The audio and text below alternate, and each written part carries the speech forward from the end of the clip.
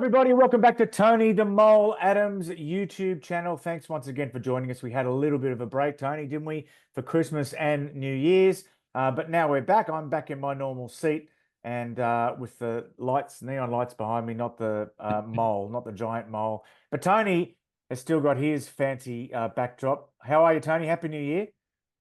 Yeah, same to you, Steve. And rugby league never stops. And a big story today with Leo Thompson going to the Bulldogs. Yeah, we had a week off. And by the way, don't forget to like and subscribe. And also, this is all based on Tony's columns at 9.com.au. And the link to read those is in the show description. So don't hesitate to have a look at the columns that we are talking about here on YouTube. Tony, our last video we did, which was a fortnight ago, was about the Bulldogs going cold on Leo Thompson. Make no apologies for that. That was a situation at the time. Now he's signed with them. What's happened in the meantime, and how long has he signed for? Well, it's a strange one because he was telling his teammates up at Newcastle that he'd decided on Canberra. So obviously the Bulldogs did some work over the Christmas period, shall we say, and must have given him a very nice Christmas present, Leo Thompson, to go to the Bulldogs. The word is he took less money to go there. So I think it's Gus Gould doing some smart business and telling him that, you go to the Bulldogs, you could be a top 4 club next year. You could even win a comp in the next couple of years. And to be honest, I think the one thing the Bulldogs have lacked in their build-up the last couple of years has been a Leo Thompson type, a really big, strong, aggressive forward. So he's a great signing for him. And as far as I'm concerned, they're top 4 material next year for sure. Just looking at some of the comments on social media, a lot of Newcastle fans suggesting that one of the reasons he wanted to leave is because his partner's from Canberra, and they feel really let down that has turned out not to be a factor. Yeah, well, that's right. That was another reason why everyone did think he was going to Canberra. So, he must have a very understanding partner, is all I can say. You're getting closer. You're getting 2.5 hours closer to Canberra. They're working their way down there. Now you broke a huge story during our little Christmas New Year break, didn't you? About the South Island Kea having talks with Balmain about maybe being home wreckers, about breaking up the West Tigers marriage. What's going on there? It's a huge story. Yes, we've been inundated with stories the last couple of weeks about all the problems with the West Tigers merger, and it's no secret that West and Balmain do not get on, and it's really coming to a head. And we saw it again in the last 48 hours on New Year's Eve. Rick Wade, who basically saved Western Suburbs back in the 80s when you and I were young journos, has been told he's banned for 8 years. You were already old, Tony. I was young. You were already old. Fair enough. He's been banned for 8 years from the club. Another guy, Tony Arundizzi, or can't pronounce his name, but anyway, he's been banned for 6 years.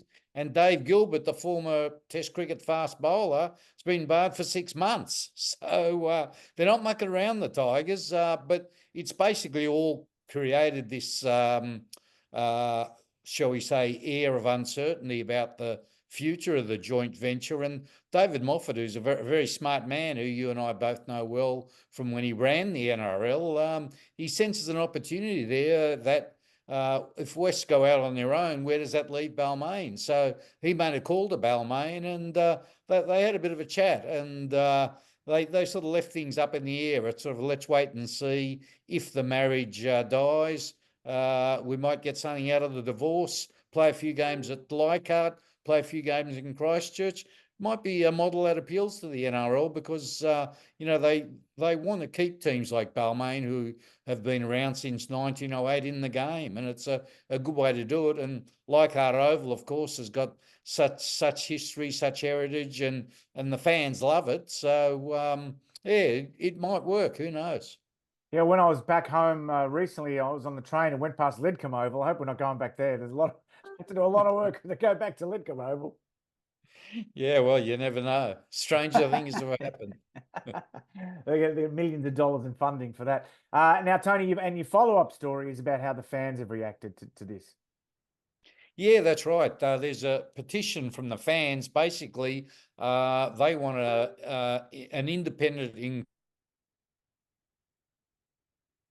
inquiry into the way the Holman Bar, which is the group that basically runs the West Tigers leagues clubs, is conducting their business, and that's as a direct result of what's happening to Rick Wade and his two allies, shall we say. So last I heard, it was getting up to 1,000 signatures. So online, of course, as everything is these days. So clearly, a lot of angry fans out there, and they're basically sick and tired of all the infighting at the Tigers, and it's got to affect the morale of the players when they know that in the background the club is not a happy place, and three wooden spoons. They want to turn things around. Well, it's not looking good at the moment. Let's put it that way. Despite the fact they've signed some very good players.